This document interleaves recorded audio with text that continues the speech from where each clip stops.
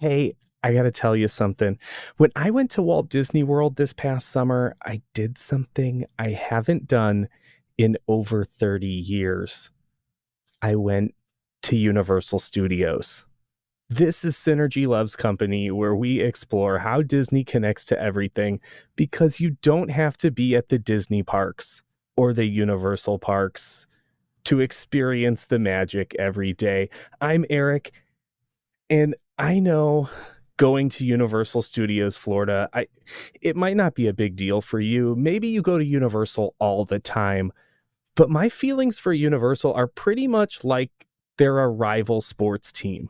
Red Sox fans don't like the Yankees, Lakers fans don't like the Celtics, and Liverpool fans don't like Manchester United.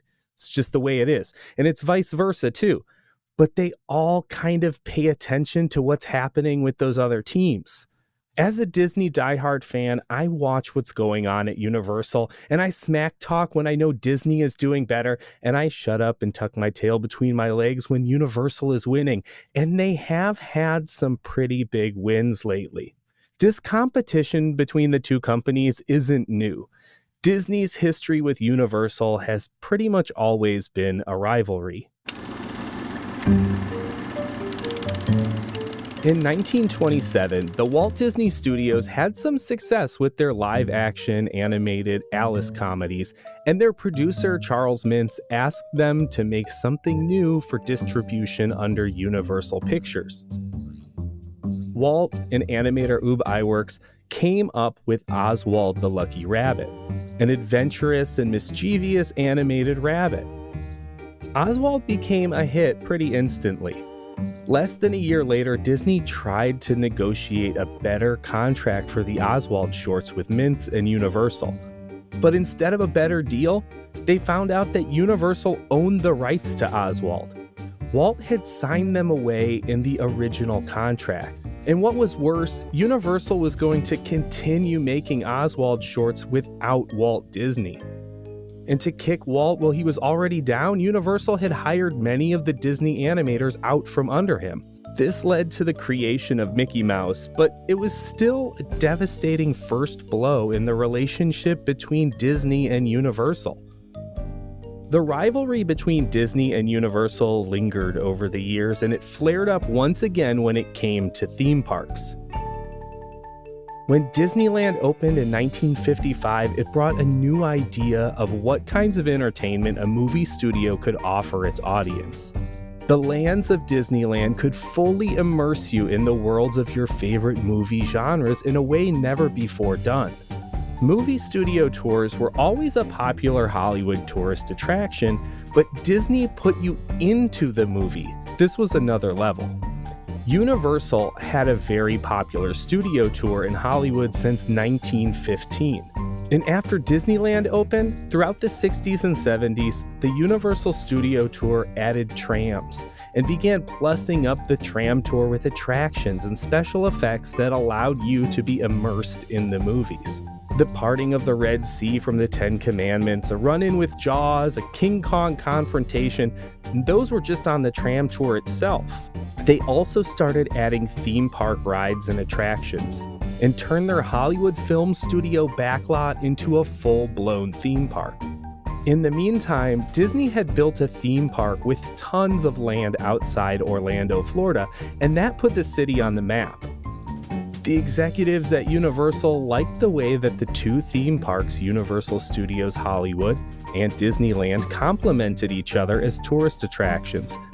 So in 1979, they bought some land outside of Orlando as well, with the intention of building another studio and backlot tour with some themed attractions.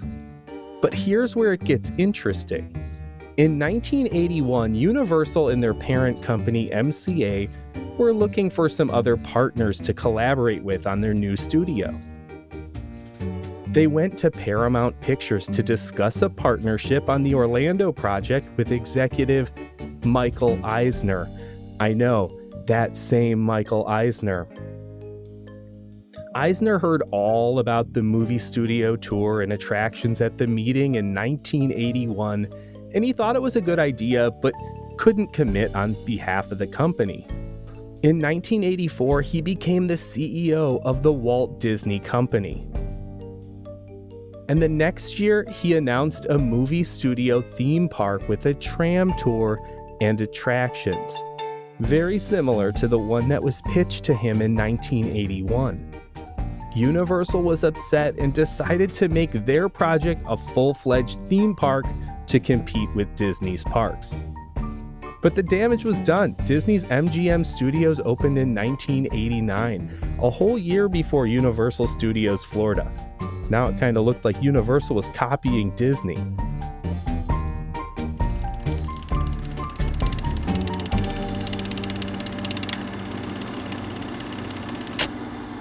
And that brings us to the last time I went to Universal. I know there's still some more Disney Universal history, but I'll have to talk about that later. The first time I went to Universal was the summer of 1990, just weeks after the park first opened. I was young, but I still have memories of the park. I remember there was a Jaws attraction that was not open because it wasn't working. In fact, a lot of my memories of that first trip have to do with stuff not working. And because so much stuff was not working, my family got these vouchers to return to the park another time for free. It was actually something Universal did that whole summer because a lot of the park wasn't ready. When we went back to Disney World 2 years later in 1992, we used those vouchers and we got in for free. And on that trip, that second one, I have more memories. Universal Studios actually had some stuff that I liked. The Ghostbusters had a show there. Back to the Future had a ride. The Earthquake ride left an impact on me. And the Nickelodeon Studio Tour was pretty awesome. I got to see the empty set of Clarissa Explains It All. My favorite ride by far, though, was E.T., and I think it's still my favorite Universal ride. And Jaws, well, it was still not working. They could just never get that thing to work. Sure, Universal had stuff that I liked, but Disney had stuff that I loved. So we never really went back to Universal. On vacations, we just spent more time at Disney. When I got married and my wife and I planned our own Disney family vacations, Universal was just never brought up. She had a similar view. She would just rather spend more time at the Disney parks too. But a lot has changed at Universal in the past 30 plus years, and this time we decided to give it another shot. And of course, the kids wanted to see that Harry Potter stuff. So I guess now I got to tell you a little bit about my trip. The good, the bad, and the ugly, what I thought about Universal. Remember, these are my opinions. If you love Universal and I'm bashing it, or you hate Universal and I'm saying some good things, these are just my opinions. So let's start with the ugly and the bad. As a Disney fan, I think I got to start with the stuff that Disney owns that's still at Universal. And the first big one that everyone told me about was the Simpsons Land. This is the one that people were raving about to me. I think they thought that they could sell me on Universal with this one since I'm a millennial. And yes, I did grow up watching The Simpsons like pretty much everyone else in the 90s. So I do have some Springfield nostalgia. Simpsons Land, though, it's just okay. It's like a big mega food court next to a small carnival. There were some cool things. Sure, we got one of those giant donuts and I got to eat at the Krusty Burger and check out Moe's. But I have heard that lately this might be the next thing on the chopping block, so I don't think it's getting that much love lately. It was fine, just okay, but not the hype that people were telling me it would be. I think that actually made it more of a letdown. On the other hand, we have something even worse. Marvel Superhero Island, which I thought was some hot trash. And it hurts because I know what Disney can do with these Marvel characters. I saw it at Avengers Campus. They did so much better with Marvel. I know Superhero Island is old and they were trying to make it look like the comic book look, but it seemed like an excuse to cut corners and make everything boxy and use lots of primary colors. As a Marvel fan and a comic book reader, I appreciated that they had some deep cut merchandise in their shops. There was some merch that made me feel weird though too. There was this t-shirt that had some of the Avengers looking very MCU like, but they were surrounding the Universal Studios logo, and it made me feel like I was in a different timeline in the multiverse. And in the back of one of the shops, they had a meet and greet with Spider-Man, but you had to pay for it, and it was in front of a green screen, so you did like a photo shoot, and it was like a glamour shots in the mall, but with Spider-Man, but not the real Spider-Man. It looked like someone who bought a costume at Spirit Halloween. Speaking of costume Marvel characters, we saw some of them parade out and down the street, and they just not good. They also had that same Spirit Halloween look. I feel like Universal's just holding on to this one, not putting any effort into Superhero Island because they know, hey, we're just holding it away from Disney and they can't do anything about it. So, haha, there you go, in your face. And don't even get me started on the Toon Lagoon section. We went back there and rode the Bilge Rat barges, which was a really fun ride, I do gotta say. But Popeye, my kids had no clue who any of the characters back there in Toon Lagoon were. We saw Popeye and Olive Oyl doing a meet and greet and had to explain it to the kids. Like, do you remember in the office when Pam wanted Jim to do a couple's costume and she was dressed up as Olive Oyl? That's Olive Oyl. And she wanted Jim to be Popeye. And then he finally put the costume on and that they were like a family costume. And then the kids kind of got it. But that really got me thinking, Universal doesn't own the rights to Popeye or Marvel or The Simpsons or the Transformers or SpongeBob or Harry Potter or so many others. But they do own the rights to The Office. And I would love to be immersed in the world of Dunder Mifflin, or maybe even Parks and Rec's Pawnee, Indiana. Universal has some good stuff, and they don't even use it. They just license out other studios' stuff. Okay. Let's talk about some of the good stuff I saw there. And I gotta say, it scares me because they have hit some home runs, and that ups the score against Disney and what they have going on in their parks. First win here is a quick one. I loved Seuss Landing. Come on, I'm a librarian. I love Dr. Seuss's books. I thought it was pretty fun. It was very plasticky, though. The illustrations in the Dr. Seuss books have a softer quality, less shiny. Truffleless trees should not glisten in the sun.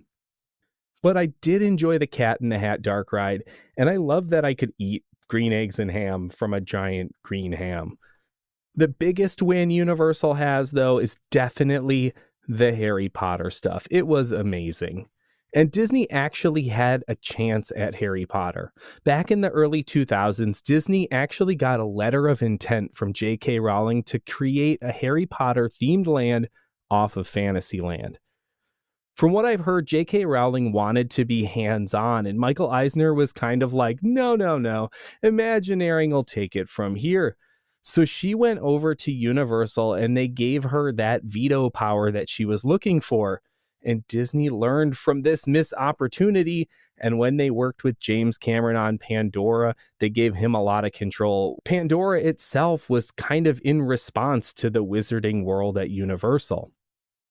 Anyway, Diagon Alley was definitely the best part of all of Universal, and everyone knows it. So 80% of the population of the park is crammed back there most of the day. It was the best place to be because of the theming, but also because the days that we were there were really hot and sunny, and Universal Creative figured out how to do shade back there. Big time. In Diagon Alley, the snacks were tasty and themed, the shops were intimate and well themed, and my son Ben got a wand and we had fun casting spells in the windows and all around Diagon Alley, and I really felt like we were immersed in the wizarding world. My one gripe is that dragon. I know the dragon's cool, but in the story, the dragon only comes out in the last book, The Deathly Hallows, and I prefer the Diagon Alley from the Sorcerer's Stone. That reveal of Gringotts without a dragon at the end of the street. I just wish they could have installed like a hydraulic lift and an animatronic dragon that could like pop out, breathe its fire, and then pop back down behind the roofline.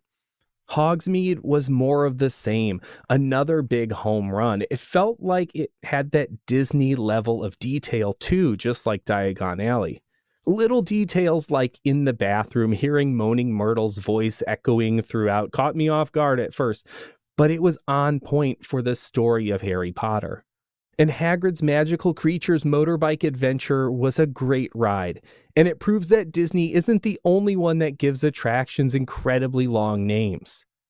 It was just enough of a thrill and had so many practical dark ride elements. Disney does need to take some notes from that one. The queue for it was really well themed too. I even caught an Easter egg for Dueling Dragons that used to be in its space. Dueling Dragons was a coaster that was part of the Lost Continent before it got semi-cannibalized by the Wizarding World's Hogsmeade. Lost Continent was actually pretty cool. I mean, what's left of it. I kind of wish that I could have seen it full on. Remember, this was my first time to Islands of Adventure. I hadn't been there in over 30 years. It was just some space next to Universal Studios the last time I went there. My kids had a great moment with the talking fountain in the Lost Continent, but there really aren't any attractions left. I did take a little extra time to scope out what was left of the Lost Continent, though, because I had some ulterior motives. You see, there were always some rumors, and I mean rumors, nothing ever verified, that Disney's unbuilt Beastly Kingdom for Animal Kingdom was kind of brought back to life in Islands of Adventure as the Lost Continent. Now, I don't know how valid this is, but the story goes that when Disney completed Animal Kingdom in 1998, they cut Imagineering staff, and many of these free agent Imagineers went over to Universal Creative to help with their upcoming project, Islands of Adventure. A lot of people claim that these Imagineers brought the idea of a land based on mythological creatures to Universal, and this led to the Lost Continent, a land themed around mythology and mythological creatures. Disney's Beastly Kingdom was supposed to have a unicorn-themed dark ride and a dragon-themed roller coaster. Universal's Lost Continent had a unicorn-themed junior coaster and a dragon-themed roller coaster, Dueling Dragons. I don't think it was possible that Universal changed their plans to what they quote-unquote poached from former Disney Imagineers. Islands of Adventure only opened a year after Animal Kingdom, and that's much too quick of a turnaround time. The truth is, these attractions had to have been planned before Animal Kingdom even opened. However, I think this is probably one of the big reasons we never got a Beastly Kingdom. After the land got delayed, if Disney would have opened it, everyone would have said that they stole this idea from Universal. But I digress. Another thing that was great at Universal was the Bourne Stuntacular. It was amazing. It blew my mind, and I don't even care about the Bourne movies. The choreography to use stunt actors and screens and vehicles was awesome. This was the best stunt show I think I've ever seen in my life.